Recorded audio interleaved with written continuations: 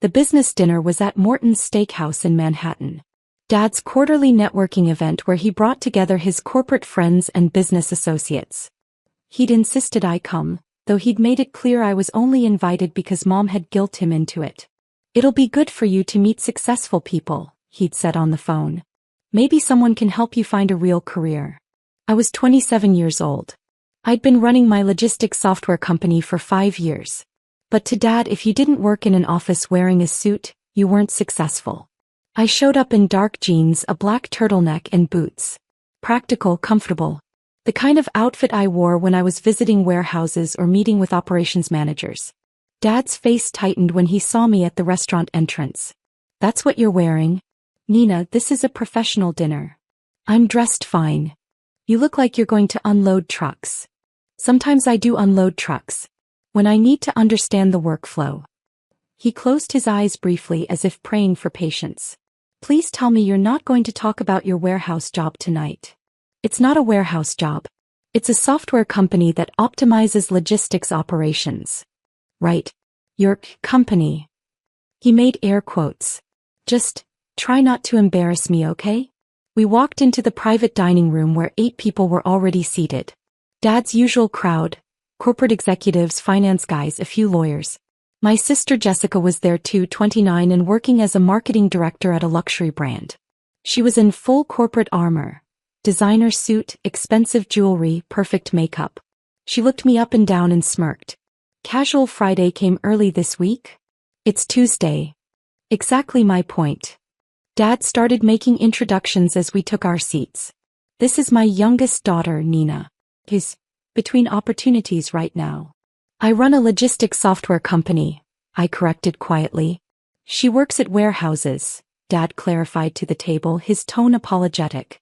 "We're hoping she'll transition to something more professional soon." One of his friends, a man in his 50s named Robert, smiled politely. "What kind of work do you do at the warehouses?"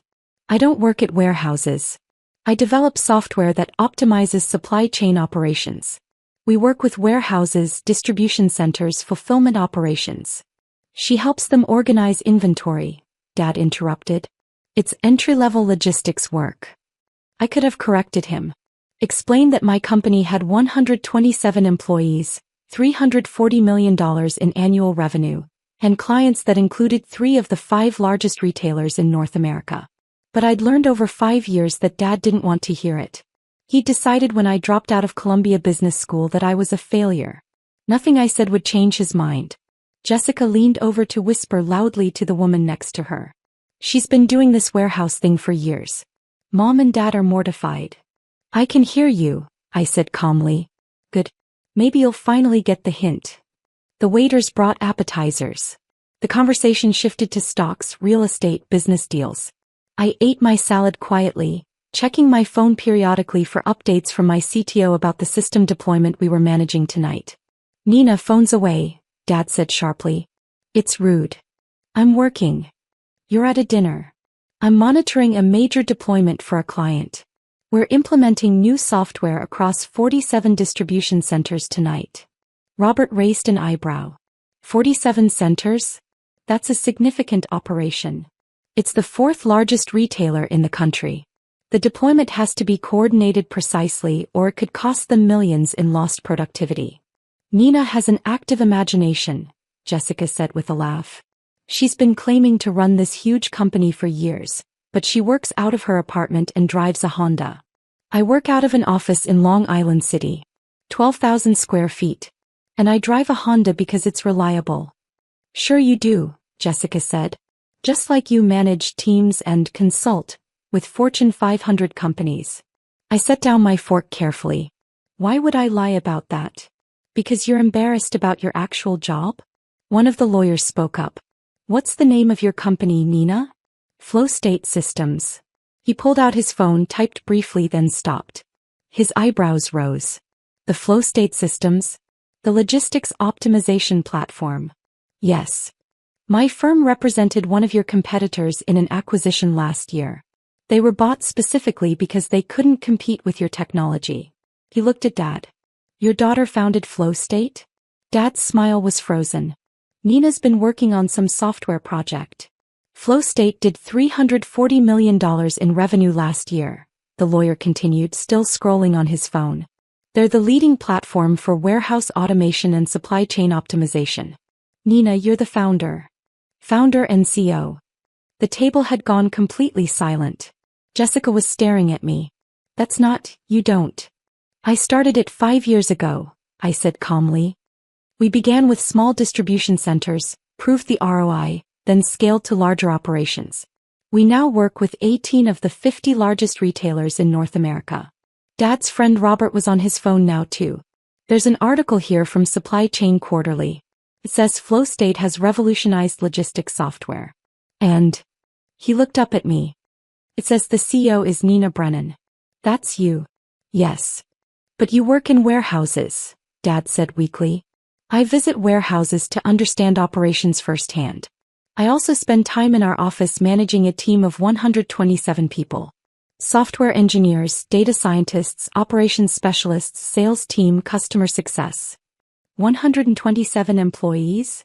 Robert interrupted. Nina, what's your company valued at? I hesitated. The valuation wasn't public yet. We were in the middle of Series C negotiations and the numbers were under NDA. I can't disclose that right now. But there is a valuation. You've raised institutional funding. Series A was $12 million from Lightspeed Venture Partners. Series B was $45 million from Sequoia Capital. Series C is closing next month. The lawyer was scrolling rapidly. Sequoia Capital invested in you? Nina, they're one of the top VC firms in the world. They backed Google, Apple, Oracle. I know who they are. They did extensive due diligence before investing. Jessica's face had gone pale. You raised $45 million? That was Series B. Series C is significantly larger. How much larger? Robert asked. I can't say. It's not public yet. Dad was still frozen, staring at me like I'd grown a second head. Nina, if this is true, why didn't you tell us? I tried. For 5 years. Every time I explained what I was building, you called it a hobby or a phase. You told your friends I was working entry-level warehouse jobs. You said I was between opportunities. But you never showed us proof. You never asked to see proof. You saw that I visited warehouses and drove a Honda and decided I was failing. You never once asked to visit the office, meet my team, or review the financial statements. Because you were always so secretive. Because every time I mentioned FlowState, someone made a joke about it. You called it my warehouse thing and changed the subject. You told me to get a real job. Why would I keep trying to prove myself to people who'd already decided I was unsuccessful? The TV mounted in the corner of the private dining room had been playing financial news on mute. Suddenly, someone turned up the volume. And now we go to our exclusive interview with one of tech's most exciting young CEOs, the anchor was saying. I glanced up at the screen and my stomach dropped. It was me. The interview had been filmed 2 weeks ago in our Long Island City office. Bloomberg Technology had done a profile on logistics software companies, and they'd wanted to feature FlowState. I'd agreed to a 15-minute interview, assuming it would air late at night or online only. But here it was. Prime time. On the TV in the room where my family was currently processing the revelation that I wasn't actually a warehouse worker. Meet Nina Brennan, the anchor continued, CEO and founder of FlowState Systems, the logistics software company that's transforming supply chain operations across North America. The screen cut to me in our office, standing in front of our operations center where real-time data from hundreds of warehouses displayed on massive monitors. We started FlowState because traditional warehouse management systems weren't keeping pace with modern logistics demands, my recorded self was saying. E-commerce had exploded, but the software running distribution centers was still designed for the pre-internet era. We saw an opportunity to completely reimagine how inventory flows through supply chains. The Bloomberg interviewer asked about our growth. The camera panned across our office. Software engineers at standing desks, data scientists reviewing algorithms, operations managers on calls with clients. We've grown from 2 people in a shared office space to 127 employees across 3 offices, I said in the interview. Our software now manages over $12 billion in annual inventory flow for our clients. $12 billion. Dad whispered at our table. On screen, the interviewer was asking about funding. You've raised significant venture capital from top-tier firms. Can you talk about your latest round? My recorded self smiled. We're currently closing our Series C round. We can't disclose the exact amount yet, but it's the largest logistics software funding round of the year. It values FlowState at just over $1.3 billion. The table erupted. Billion. Jessica's voice cracked. Did she say billion? On screen, the interview continued. At 27, you're one of the youngest founders to reach unicorn status. That's $1 billion valuation for our viewers. What's next for FlowState? We're expanding internationally. We have pilots running in the UK and Germany. We're also developing AI-powered predictive analytics that will allow warehouses to anticipate demand shifts weeks in advance. The goal is to eliminate inefficiency entirely from supply chains. The interviewer leaned forward. Your company is now worth $1.3 billion. You own 68% of the shares. That makes your net worth roughly $880 million. How does it feel to be approaching billionaire status at 27? I watched my own face on screen. Calm, professional, slightly uncomfortable with the wealth question. The valuation is exciting because it means we can invest in the technology and expand our team. The personal wealth aspect is secondary to the mission. We're trying to solve real problems for companies that move physical goods. Every percentage point of efficiency we add to their operations means lower costs for consumers and less waste in the system. The interview concluded with footage of one of our client warehouses. Automated systems, optimized workflows, our software managing everything seamlessly. Nina Brennan of FlowState Systems, the anchor said as the segment ended. One of tech's rising stars, proving that the future of innovation isn't just in social media and consumer apps. It's in the unsexy but essential work of moving products efficiently. The TV was muted again. Nobody at our table spoke. Robert broke the silence first. Nina, did that interview just say you're worth $880 million? On paper. Until the Series C closes and the valuation is official. You're almost a billionaire, the lawyer said slowly. At 27. The company is valued at over $1 billion. I own 68%, so yes, my stake is worth roughly that amount. Dad was still staring at the now muted TV. That was you, on Bloomberg, talking about your billion-dollar company. Yes. And we had no idea. I tried to tell you. Jessica found her voice, though it shook. You let us think you were working in warehouses. I do work in warehouses. I spend at least one day a week in client facilities, understanding their operations. But I also run a technology company with 127 employees and $340 million in annual revenue. Both things are true. But you never corrected us. I did. Constantly. You didn't want to hear it. Robert was scrolling on his phone again. Nina, there are dozens of articles about you. TechCrunch, Wall Street Journal, Forbes. They're calling you one of the most successful young founders in enterprise software. I'm aware. Forbes has you on their 30 under 30 list for enterprise technology. You won Logistics CEO of the Year last month. You've been a keynote speaker at 3 major industry conferences this year alone. Dad's face had gone from white to red. Why didn't you tell me any of this? I did, Dad. Christmas, I mentioned the Forbes list. You said it must be for a different Nina Brennan because your daughter worked in warehouses. At Thanksgiving, I talked about the conference keynote. You said it was probably a small regional event. At Mom's birthday, I mentioned we'd raised Series B funding. You changed the subject to Jessica's promotion. That's not... He stopped. Did I really? Every time. For 5 years. Jessica was reading from her own phone now, her face getting paler. There's an article here from Fortune. Nina Brennan, the warehouse worker who built $1 billion software empire. It says you spent a year working in distribution centers before founding FlowState. You actually did work in warehouses. I did. I needed to understand the problems firsthand before I could build software to solve them. I worked night shifts at 3 different warehouses, took detailed notes on every inefficiency, interviewed hundreds of workers about their challenges. That's actually brilliant, Robert said slowly. Most tech founders never leave their offices. You went directly to the source. It seemed obvious to me. How could I build better software without understanding the actual work? The lawyer was shaking his head in apparent awe. Nina, do you know how rare this is?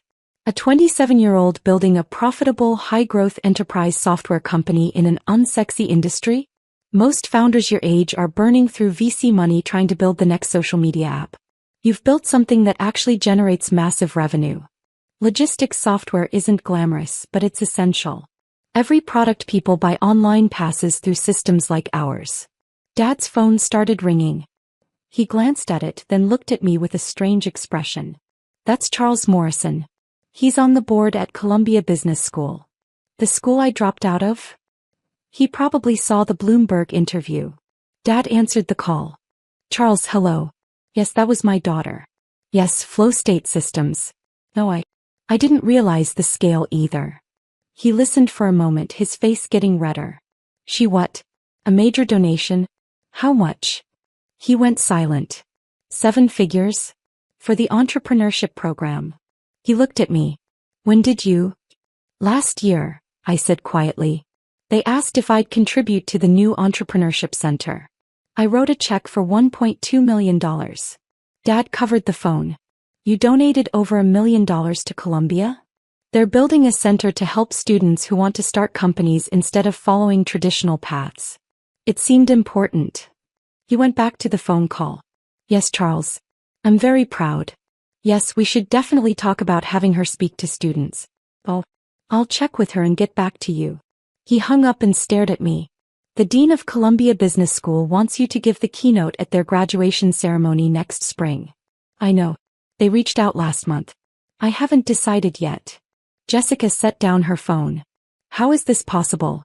How did you build $1 billion company in 5 years without any of us noticing? You weren't paying attention. You decided I was a failure because I dropped out of business school and got my hands dirty in warehouses.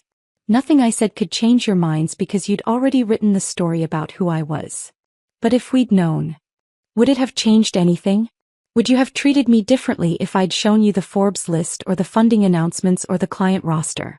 Or would you have found other reasons to dismiss it until some external authority like Bloomberg confirmed I was legitimate?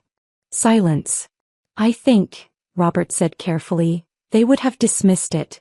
People usually do when success doesn't look the way they expect it to. Dad's hands were shaking slightly. Nina, I'm sorry. I'm so sorry. I completely misjudged everything. I thought you were wasting your potential. I know. If I'd known you were building this, you should have believed me when I told you. You shouldn't have needed Bloomberg to confirm it. You're right. You're absolutely right. He looked around the table at his business friends, all of whom were now looking at me with respect and fascination. Everyone, I need to apologize. I've been telling you all for years that my daughter was struggling working dead-end jobs, refusing to get serious about her career. I was completely wrong. Nina is apparently more successful than everyone at this table combined. Dad, it's not a competition. No, it's important. I need to own this. He turned back to me. I'm proud of you. Not because Bloomberg interviewed you or because you're worth $880 million. I'm proud because you saw a problem, figured out how to solve it, and built something meaningful. And I'm ashamed that I didn't see it until it was on national television. Jessica spoke up quietly. I'm sorry too, Nina. I've been horrible. Calling your work a hobby, mocking you at family dinners, telling people you were unemployed when you couldn't make events. I was jealous of the attention you were getting even though I thought you were failing. Now I realize you were actually succeeding beyond anything I'd ever accomplish. Jess, you're doing great in your career. I'm a marketing director making $180,000 a year. You're about to be a billionaire. There's no comparison. Different paths. Different definitions of success. Robert's phone buzzed. He looked at it and laughed.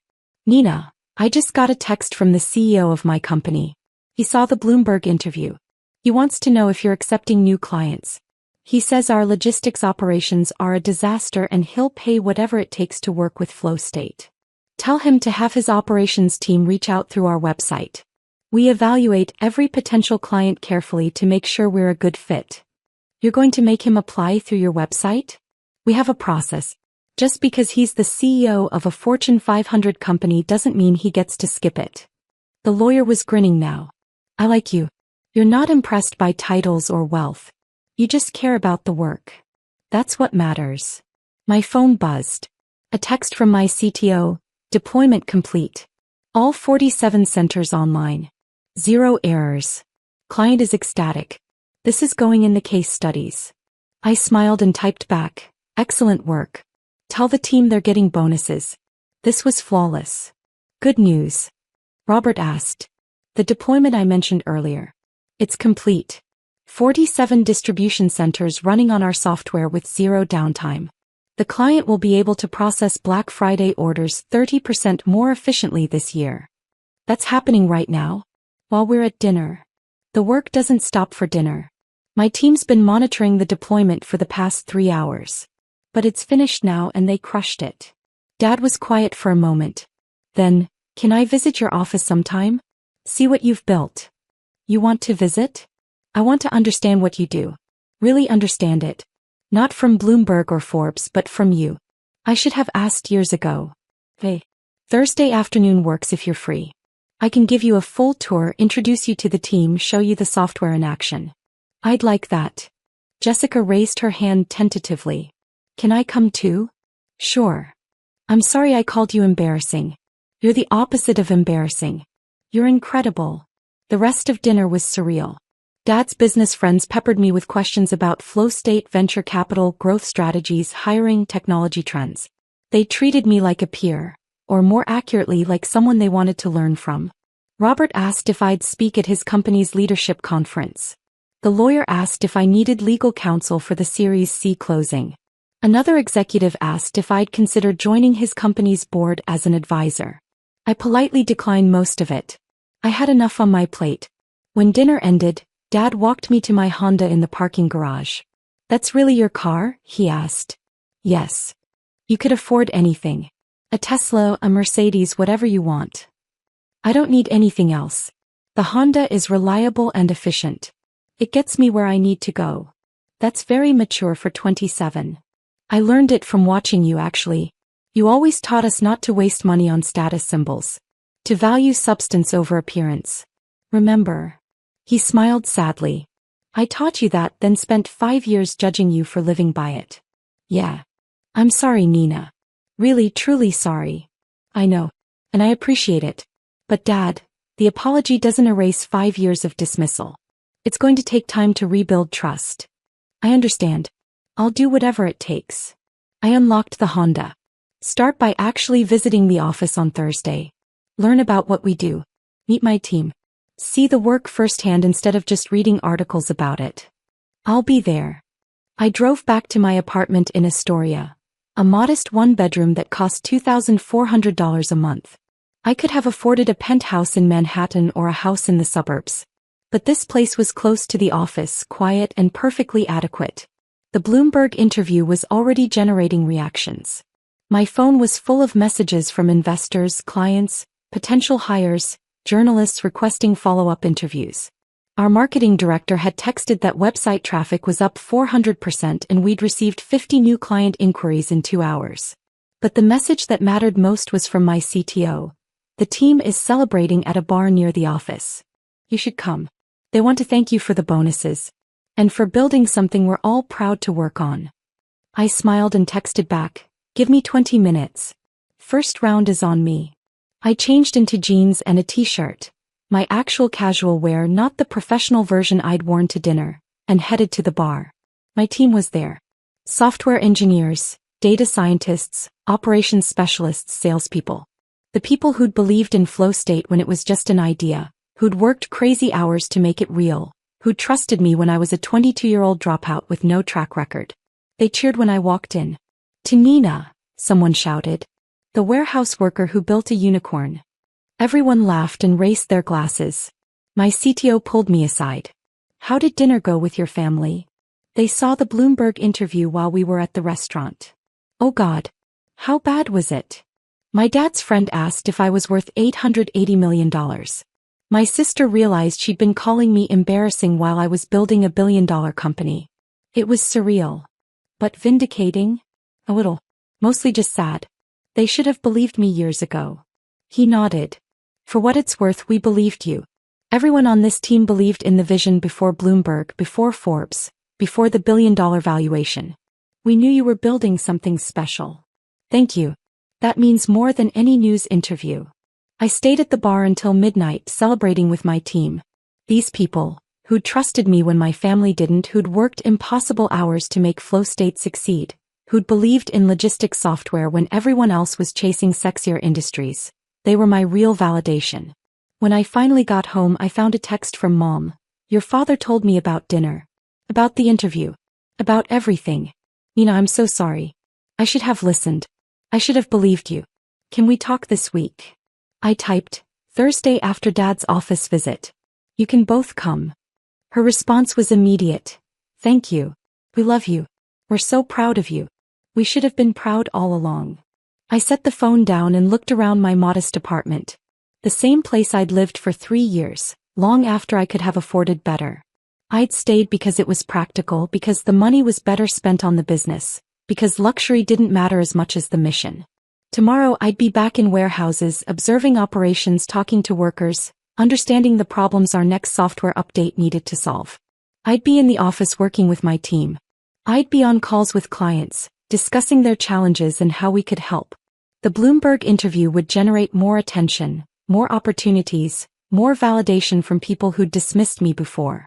But the real work, the daily, unglamorous work of building better logistics software, that would continue regardless. Because success wasn't about proving people wrong. It was about solving real problems for real clients. It was about building a team that believed in the mission. It was about staying true to the work even when nobody else saw the value. The Bloomberg interview was nice. The billion-dollar valuation was exciting. The vindication with my family was satisfying. But none of it compared to the moment when a warehouse manager called to say our software had saved his team 3 hours of work that day. Or when a distribution center coordinator thanked us for catching an inventory error that would have cost them thousands. Or when a logistics director said our system had made his team's impossible job finally manageable. That was the real success. And I'd known it all along. Even when nobody else did.